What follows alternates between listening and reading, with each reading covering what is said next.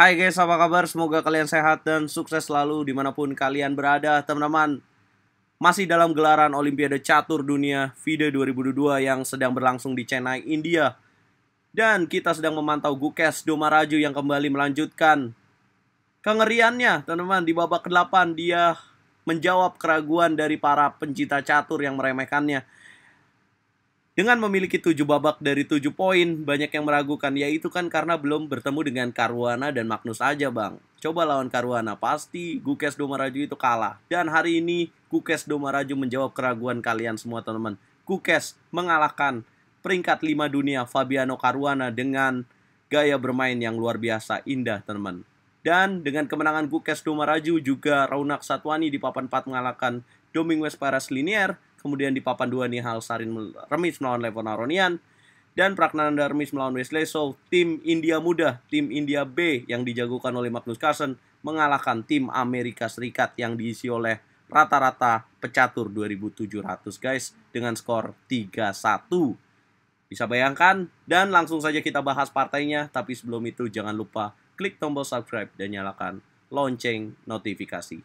Fabiano Caruana yang kemarin mengalami kekalahan dari Sargisian Gabriel yang dikalahkan oleh Gukesh Domaraju memulai dengan langkah E2 E4 dan dijawab Sicilian Defense oleh Gukesh Domaraju C5, putih kuda F3, hitam kuda C6, putih gajah B5. Fabiano Caruana memainkan pembukaan Sicilia variasi Rosolimo attack dengan ciri khas gajah di petak B5. Menjawab ini, kalian dapat memiliki beberapa pilihan guys untuk kalian yang bermain dengan Sicilian Defense. Kalian bisa memilih langkah G6 yang pertama, yang paling banyak dipilih, kemudian langkah D6, yang ketiga E6, dan yang keempat kuda ke petak F6.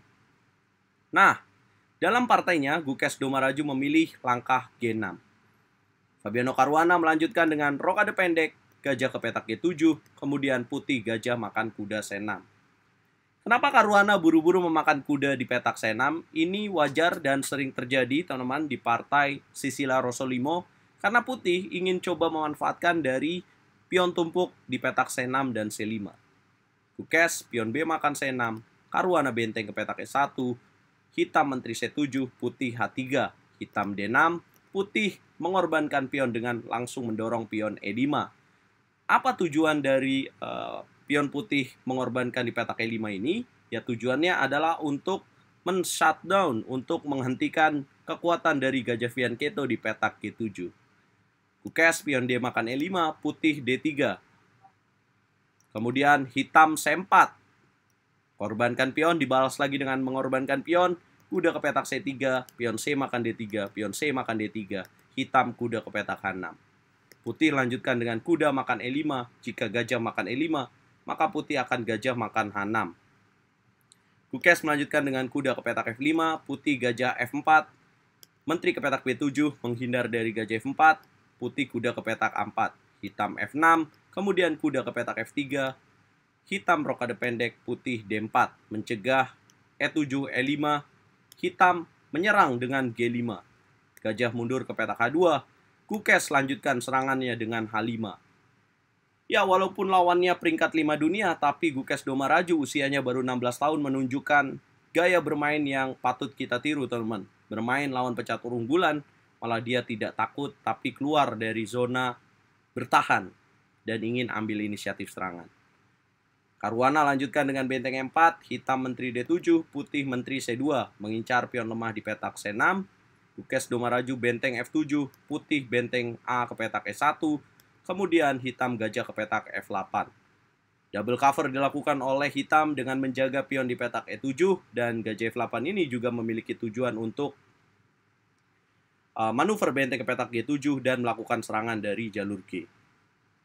Putih menteri E2, hitam menteri D5, putih kuda C3, hitam menteri ke petak D7. Menteri C4, hitam menteri B7, putih B4. Hitam E6, putih benteng ke petak B1, hitam menteri D7, putih benteng B ke petak E1. Dalam posisi ini, 26 langkah hitam unggul tipis. Menteri kembali ke petak B7, benteng B1, menteri D7. Nah, sudah 2 langkah bolak-balik ya, tapi Caruana menolak untuk 3 kali langkah yang sama.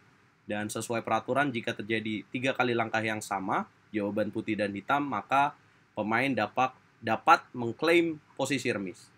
Tapi Caruana memilih langkah berbeda di langkah ke-28 dengan menjalankan A3. Kemudian ini merupakan bukan langkah yang tepat ya teman-teman. Dengan jalan A3, Gukes mengambil alih posisi unggul dengan A5. Kemudian kuda ke petak A4 mengincar garpuan di petak B6. Hitam menteri D8, putih pion B makan A5, benteng makan A5. Dan ini merupakan kesalahan kembali ya dilakukan oleh Caruana dengan pion B makan A5.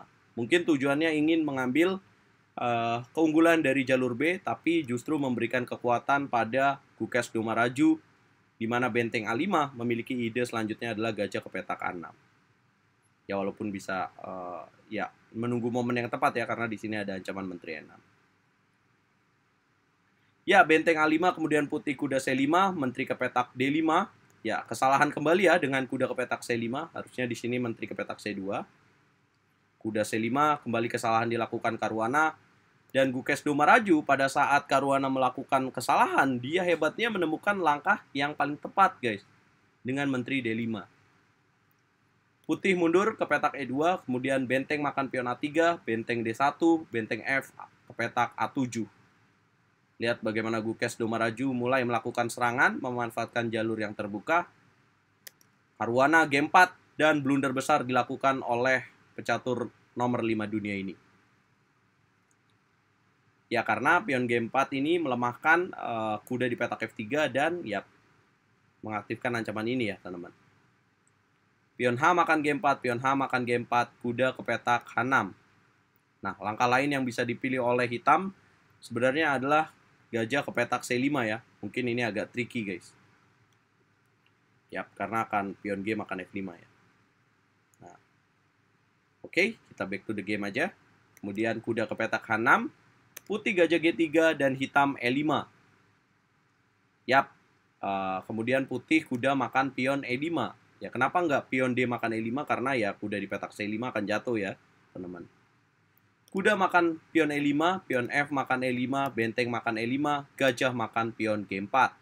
Ancam menteri malah dibalas ancam menteri kembali. Menteri ke petak D2, hitam menteri ke petak F3, benteng makan G5, benteng G7. Satu perwira hitam unggul.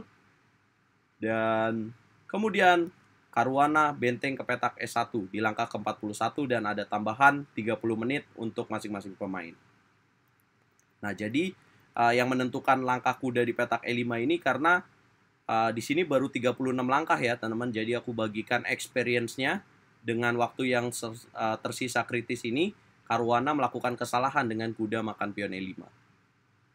Jadi itulah yang mendasari kenapa Caruana melakukan kesalahan guys, karena dia mendapatkan time pressure. F5, benteng E5, gajah makan G4, menteri D2, menteri F3, benteng makan pion G5, benteng G7, kemudian benteng E1. Gajah ke petak H3, ancam mat dilakukan Gukes Domaraju, putih gajah D6. Gajah makan D6, benteng makan G7, raja G7, menteri G5, raja H7, kuda ke petak M4. Teman-teman, apa tujuan dari kuda M4 adalah untuk kuda ke petak F6 dan skakmat dengan menteri makan kuda H6. Tapi guys, dapatkah kalian tebak apa langkah killer, langkah yang membuat putih menyerah di langkah terakhir ini, teman-teman? Coba pause videonya dan tulis di kolom komentar. Yap, congratulations kalau kalian menemukan langkah yang tepat, menteri makan kuda E4. Boom! Caruana lupa bahwa setelah benteng makan E4, Gukes Domaraju dapat melanjutkan dengan benteng ke petak A1 skak. Raja tidak bisa naik karena ada gajah di petak D6. Tidak bisa ke petak G2 karena ada gajah. Benteng harus menutup. Benteng makan benteng. Kemudian skak mat. Indah dari Gukes Domaraju. 16 tahun, 8 babak 8 poin, mengalahkan peringkat 5 dunia dan melemparnya keluar dari 10 besar dunia. Gukes Domaraju menyentuh elo rating yang membuat dirinya masuk ke 20 besar dunia dan menjadi pemain yang memiliki elo rating tertinggi kedua setelah Wiswanathan Anand guys. Apa komentar kalian? Coba tulis di kolom komentar berapa nilai yang cocok untuk game dari Gukes Domaraju mengalahkan Fabiano Caruana dari angka 1 sampai 10. Jangan lupa aku butuh support kalian dengan cara like, share, komen, dan subscribe. Dukung terus percaturan Indonesia karena tim Indonesia berhasil menang dalam lanjutan babak ke-8 Olimpiade Catur Dunia. Timnas Putra mengalahkan Yaman dengan skor 4-0. Timnas Putri menang atas tim unggulan Serbia dengan skor 2,5, 1,5. Gukes nih bos, senggol dong. Mana nih yang kemarin ngeremehin Gukes nih?